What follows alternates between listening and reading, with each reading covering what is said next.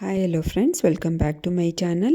ಇವತ್ತಿನ ವಿಡಿಯೋದಲ್ಲಿ ಶ್ರೀಗಂಧದ ಗುಡಿ ಕನ್ನಡ ಸೀರಿಯಲ್ನ ಇವತ್ತಿನ ಸಂಚಿಕೆ ಏನಾಯಿತು ಅಂತ ನೋಡೋಣ. ಸಂಚಿಕೆ 74 ಹಿಂದಿನ ಸಂಚಿಕೆಯಲ್ಲಿ ನೀವೆಲ್ಲರೂ ನೋಡೇ ಇರ್ತೀರ. ಮಹಿ ಮತ್ತು ಚಂದನ ಚಿಕ್ಕಮಂಗ್ಳೂರಿಗೆ ಹೋಗಿ ಸರ್ಟಿಫಿಕೇಟ್ ಸಿಗದೇ ಇಂದ ಹಾಗೆ ವಾಪಸ್ ಬಂದಿದ್ದರು. ಬಸ್ ಸ್ಟಾಪಲ್ಲಿ ಇಟ್ಕೊಂಡು ಹೀಗೆ ನಡ್ಕೊಂಡು ಬರ್ತಾ ಇರಬೇಕಾದ್ರೆ ಹರಿ ಕಾಣಿಸ್ತಾನೆ. ಇವ್ರಿಗೋಸ್ಕರ ವೆಯ್ಟ್ ಮಾಡ್ತಾ ಇರ್ತಾನೆ. ಕ್ಯಾಬ್ ರೆಡಿ ಇಟ್ಕೊಂಡು, ಏನೋ ಒಂದು ಕಾಲ್ ಮಾಡಲಿಲ್ಲ, ನಾನು ಅಲ್ಲೇ ಬರ್ತಾಯಿದ್ದೆ, ಮತ್ತೆ ಯಾಕೆ ಇಲ್ಲಿಗೆ ಬಂದ್ರಿ ಅಂತ ಕೇಳ್ತಾನೆ. ಏನಾದರೂ ತಿಂತೀರಾ, ಏನಾದರೂ ಟೀ ಕಾಫಿ ಕುಡಿತೀರಾ ಅಂತ ಅಂದಾಗ ಇಲ್ಲ ಅಂತ ಅಂತಾಳೆ. ಓ, ಇನ್ನೇನು ಊಟದ ಟೈಮ್ ಆಯ್ತಲ್ಲ, ಮತ್ತೆ ಯಾಕೆ ಅಂತ ಇದ್ದೀರಾ, ಮನೆಗೆ ಹೋಗಿ ಊಟ ಮಾಡೋದು ಅಂತ ಇದ್ದೀರಾ, ಆಯ್ತಾಯಿತು ಹೋಗೋಣ ಬನ್ನಿ ಅಂತ ಹೇಳ್ತಾನೆ ಹರಿ. ಏನಾಯಿತು, ಸರ್ಟಿಫಿಕೇಟ್ ಕೊಟ್ರಾ ಏನು ಎತ್ತ ಅಂತ ವಿಚಾರಿಸ್ತಾನೆ.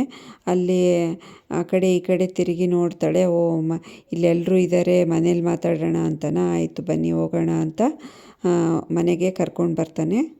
ಈ ಕಡೆ ಚಂದದ ಗುಡಿ ಮನೆಯಲ್ಲಿ ನಟರಾಜ್ ಅವರು ಒಂದು ಅಣ್ಣ ರಾಜ್ಕುಮಾರ್ ಹಾಡು ಹೇಳ್ಕೊತ ಕೂತಿರ್ತಾರೆ. ರಾತ್ರಿ ಮುತ್ತುರಾಜ್ ಬಂದು ಊಟಕ್ಕೆ ಬಾರಪ್ಪ ಅಂತ ಅಂದಾಗ ಮೊದಲು ಸೊಸೆ ಬರಲಿ ಇರೋ, ಬರ್ತೀನಿ ಅಂತ ಅಂತಾರೆ. ಅಷ್ಟರಲ್ಲಿ ಕಾರ್ ಬಂದು ನಿಲ್ಲುತ್ತೆ. ಇವರೆಲ್ಲರೂ ಇಳ್ಕೊಂಡು ಕೆಳಗಡೆ ಇಳಿತಾರೆ. ನೀವೆಲ್ಲರೂ ಹೋಗಿ, ನಾನು ನೆಕ್ಸ್ಟ್ ಬಾಡಿಗೆ ಏನು ಅಂತ ಮಾತಾಡ್ಕೊಂಡು ಬರ್ತೀನಿ ಅಂತ ಹರಿ ಅವ್ರನ್ನ ಕಳಿಸ್ತಾನೆ. ಇವರೆಲ್ಲರೂ ಕೈಕಾಲು ತೊಳ್ಕೊಂಡು ಅಲ್ಲೇ ನಿಂತಿರ್ತಾರೆ ಸೈಡಿಗೆ.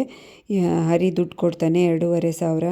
ಏನು ಹರಿ, ಒಂದು ಡ್ರೈವರ್ ಆಗಿ ಇನ್ನೊಂದು ಡ್ರೈವರ್ ಕಷ್ಟ ಅರ್ಥ ಮಾಡ್ಕೊಳಲ್ವಲ್ಲ ಅಂತ ಡ್ರೈವರ್ ಹೇಳ್ತಾನೆ. ನೀನು ಅಷ್ಟೇ ಅಣ್ಣ, ನನ್ನ ಕಷ್ಟನ ಯಾಕೆ ಹೇಳಬೇಕು, ನಮ್ಮ ಅಪ್ಪಗೆ 2 ಕಿಡ್ನಿ ಲಿವರು ಎಲ್ಲ ಫೇಲ್ ಆಗಿದೆ, ದಿನ 4-5 ಸಾವಿರ ಖರ್ಚಾಗುತ್ತೆ ಅಂತ ಸುಳ್ಳು ಹೇಳ್ತಾನೆ. ಅಷ್ಟರೊಳಗೆ ಡ್ರೈವರು ತಗೋ 500 ರೂಪಾಯಿ, ನನಗೆ 2,000 ಸಾಕು, ನಿಮ್ಮಪ್ಪನ್ನ ಚೆನ್ನಾಗಿ ನೋಡ್ಕೊ ಅಂತ ಹೇಳಿ ಕೊಟ್ಟು ಹೋಗ್ತಾನೆ. ಆಯಿತು ಅಂತ ಹೇಳಿ ಥ್ಯಾಂಕ್ಸ್ ಅಣ್ಣ ಅಂತ ಹೇಳಿ ಹೋಗ್ತಾನೆ ಅವನು. ಇವನು ಈ ಕಡೆ ಬರ್ತಾನೆ. ಚಂದನಾಗೆ ನಟರಾಜ್ ಅವ್ರು ಕೇಳ್ತಾರೆ, ಹೇಗಮ್ಮ, ಹೆಂಗಿದ್ದಾರೆ ಬೀಗರು, ಚೆನ್ನಾಗಿದ್ದಾರಾ, ಊಟ ಗೀಟ ಮಾಡ್ಕೊಂಡು ಚೆನ್ನಾಗಿದ್ದಾರಾ, ಹಾರ್ಟ್ ಅಟ್ಯಾಕ್ ಆಗಿತ್ತಂತಲ್ಲ ಅಂತ ಕೇಳ್ತಾನೆ. ಅದಕ್ಕೆ ಮಯೂರ ಬೈತಾನೆ, ನಿಂಗೆ ಯಾಕೆ ಅದೆಲ್ಲ, ಸುಮ್ಮನೆ ಇರು ಅಂತ ಅಂದಾಗ ಹಾಗೆ ಸುಮ್ಮನೆ ನಿಂತಿರ್ತಾಳೆ ಚಂದನ. ಆಯ್ತಮ್ಮ, ನೀವು ಒಳಗೆ ಹೋಗ್ರಿ ಅಂತ ಮುತ್ತುರಾಜ್ ಹೇಳಿ ಕಳಿಸ್ತಾನೆ. ಈ ಕಡೆ ನಟರಾಜ್ ಅವರು ಅಂತ ಇರ್ತಾರೆ, ಬೀಗರಿಗೆ ಒಂದು 90 ಹಾಕ್ಸ್ಬೇಕು, ಹಂಗಂದ್ರೆ ಚೆನ್ನಾಗಿ ಆಗ್ತಾರೆ ಅಂತ ಗೊಣಗ್ತಾ ಇರ್ತಾನೆ. ಈ ಕಡೆ ಎಲ್ಲರೂ ಒಳಗಡೆ ಹೋಗ್ತಾರೆ. ಈ ಕಡೆ ಚಂದನ ಅಳ್ಕೊತ ರೂಮಲ್ಲಿ ಕೂತ್ಕೊಂಡಿರ್ತಾಳೆ. ಚಿಕ್ಕಮಂಗ್ಳೂರಲ್ಲಿ ತವ್ರ ಮನೆಯಲ್ಲಿ ಏನೇನಾಯಿತು ಅಂತ ಎಲ್ಲ ನೆನೆಸ್ಕೊಂಡು ಅಳ್ತಾ ಇರ್ತಾಳೆ. ಅವರಪ್ಪ ಎಲ್ಲ ಸರ್ಟಿಫಿಕೇಟನ್ನು ಸುಟ್ಟು ಬೂದಿ ಮಾಡಿಬಿಟ್ಟಿರ್ತಾರೆ. ಅಣ್ಣ ಮತ್ತು ತಾಯಿನೂ ಅಷ್ಟೇ ತುಂಬ ರೂಢಾಗಿ ನಡ್ಕೊಂಡಿರ್ತಾರೆ. ಇದನ್ನೆಲ್ಲ ನೆನೆಸ್ಕೊಂಡು ಅಳ್ತಾ ಇರಬೇಕಾದ್ರೆ ಹರಿ ಒಳಗಡೆ ಬಂದು ಪಕ್ಕದಲ್ಲಿ ಮಂಚದ ಮೇಲೆ ಕುತ್ಕೊತಾನೆ. ಏನಾಯಿತು ಮೇಡಮ್, ಚೆನ್ನಾಗಿದ್ದೀರಾ, ಇಷ್ಟು ಡಲ್ಲಾಗಿದ್ದೀರಲ್ಲ, ಯಾಕೆ ಏನಾಯಿತು, ಸರ್ಟಿಫಿಕೇಟ್ ಸಿಗಲಿಲ್ವಾ ಅಂತ ಅಂದಾಗ ಇಲ್ಲ, ನನ್ನನ್ನು ಯಾಮಾರಿಸ್ಬಿಟ್ರು, ನನ್ನ ಸರ್ಟಿಫಿಕೇಟೇ ಸಿಗಲಿಲ್ಲ, ಇನ್ನು ಹೆಂಗೆ ಜಾಬ್ಗೆ ಹೋಗೋದು ಅಂತ ಅಳ್ತಾ ಇರ್ತಾಳೆ. ಅದಕ್ಕೆ ಯಾಕೆ ಚಿಂತೆ ಮಾಡ್ತೀರಾ ಮ್ಯಾಮ್, ನೀವು ಅಲ್ಲಿ ಕಾಲೇಜಲ್ಲಿ ಓದಿದ್ರಲ್ಲ, ಇನ್ನೊಂದು ಸರ್ಟಿಫಿಕೇಟ್ ತೊಗೊಂಡ್ರೆ ಆಯಿತು, ಡೂಪ್ಲಿಕೇಟು, ಅಷ್ಟಕ್ಕೆ ಯಾಕೆ ಚಿಂತೆ ಮಾಡ್ತೀರಾ, ನಾನು ನಿಮಗೆ ಸಹಾಯ ಮಾಡ್ತೀನಿ, ನಿಮಗೆ ಯಾರೂ ಇಲ್ಲ ಅಂತ ಯಾಕೆ ಅನ್ಕೊತೀರಾ, ನಾನಿದ್ದೀನಿ, ಈ ಹರಿ ಇದ್ದಾಗ ನಿಮಗೆ ಪ್ರಾಬ್ಲಮ್ಮೇ ಬರೋದಿಲ್ಲ ಅಂತ ಸಮಾಧಾನ ಮಾಡ್ತಾನೆ.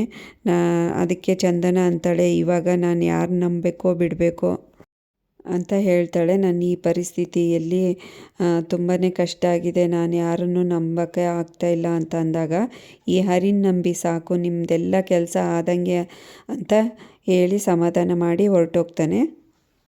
ಈ ಕಡೆ ತುಂಬ ರಾತ್ರಿ ಆಗಿರುತ್ತೆ. ಚಂದನ ತವ್ರ ಮನೆಯಲ್ಲಿ ಸೀನ್ ತೋರಿಸ್ತಾರೆ. ಚಂದನ ಅಳ್ತಾ ಇರೋದು ಅದೆಲ್ಲ ನೆನೆಸ್ಕೊಂಡು ದಿವ್ಯ ತುಂಬ ಭಾವುಕಳಾಗಿ ಜೋರಾಗಿ ಅಳ್ತಾ ಇರ್ತಾಳೆ. ಅದಕ್ಕೆ ಫೋನ್ ತೊಗೊಂಡು ಮೆಸೇಜ್ ಹಾಕ್ತಾಳೆ.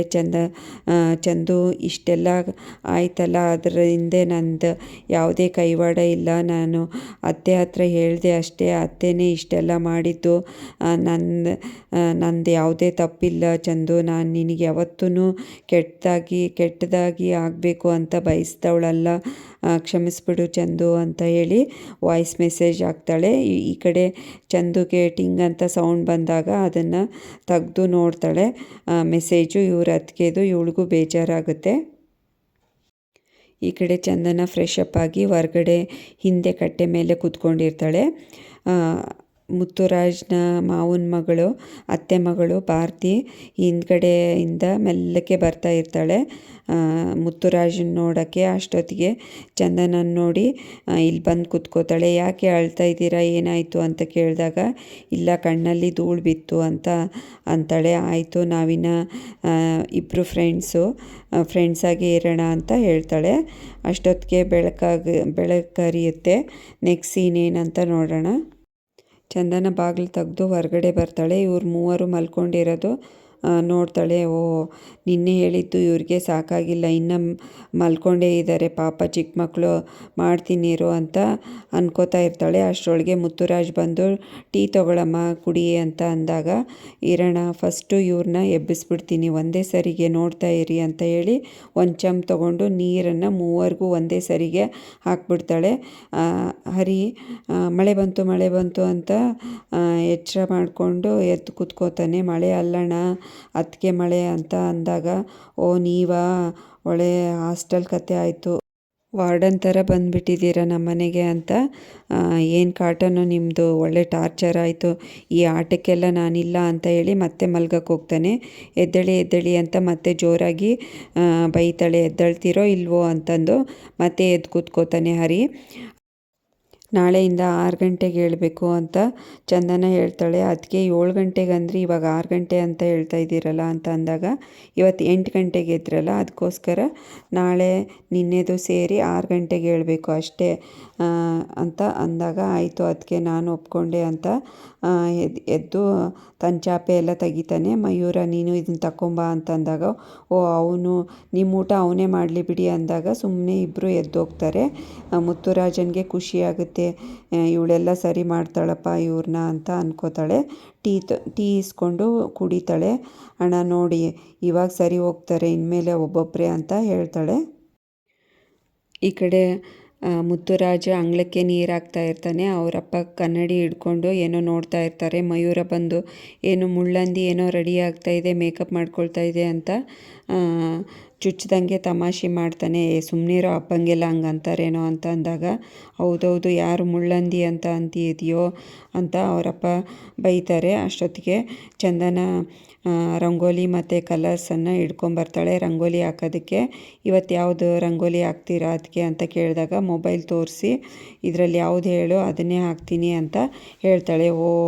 ಮೊಬೈಲ್ ನೋಡಿ ರಂಗೋಲಿ ಹಾಕೋದು, ಮೊಬೈಲ್ ನೋಡಿ ಅಡುಗೆ ಮಾಡೋದಾ, ಆಯಿತು ಇದು ಮೊಬೈಲ್ ಕತೆನಾ ಅಂತ ಒಂಥರ ತಮಾಷೆ ಮಾಡಿ ಹೀಯಾಳಿಸ್ತಾನೆ. ಅದಕ್ಕೆ ಇದು ಎಷ್ಟು ದಿನ ರಂಗೋಲಿ ರಂಗು ಅಂತ ನೋಡ್ತೀನಿ ಅಂತ ಚುಚ್ಚಿ ಮಾತಾಡ್ತಾನೆ. ಅದಕ್ಕೆ ಇವಳು ಏನೂ ಅನ್ನೋದಿಲ್ಲ, ಸುಮ್ಮನೆ ಇರ್ತಾಳೆ. ಮಯೂರ ಏನೋ ಅನ್ನಕ್ಕೆ ಹೋಗ್ತಾನೆ. ಆವಾಗ ಸುಮ್ಮನಿರು ಮೈ ಹಾಗೆಲ್ಲ ಮಾತಾಡಬಾರ್ದು ಅಂತ ಅಂತಾಳೆ ಚಂದನ. ಈಗ ಹೋಗ್ತಾ ಇರ್ತಾನೆ.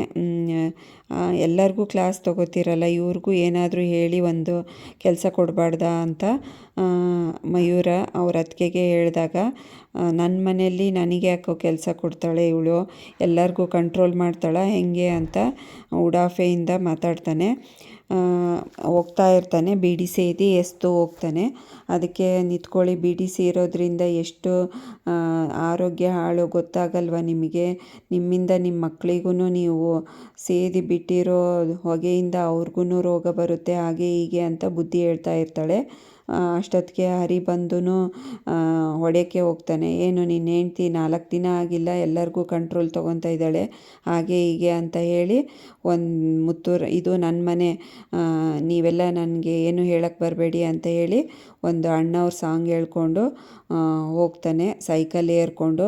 ಇವರೆಲ್ಲನೂ ಹೀಗೆ ನೋಡಿಕೊಂಡು ನಿಂತಿರ್ತಾರೆ. ಹರಿ ಸಿಟ್ಟು ಮಾಡಿಕೊಂಡು ಒಳಗಡೆ ಹೋಗ್ತಾನೆ.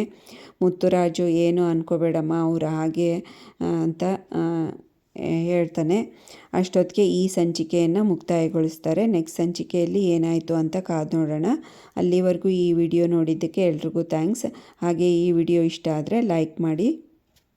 ಶೇರ್ ಮಾಡಿ, ಕಮೆಂಟ್ ಮಾಡಿ, ಹಾಗೆ ಈ ಚಾನಲ್ನ ಸಬ್ಸ್ಕ್ರೈಬ್ ಮಾಡ್ಕೊಳ್ಳಿ. Thanks for watching this video.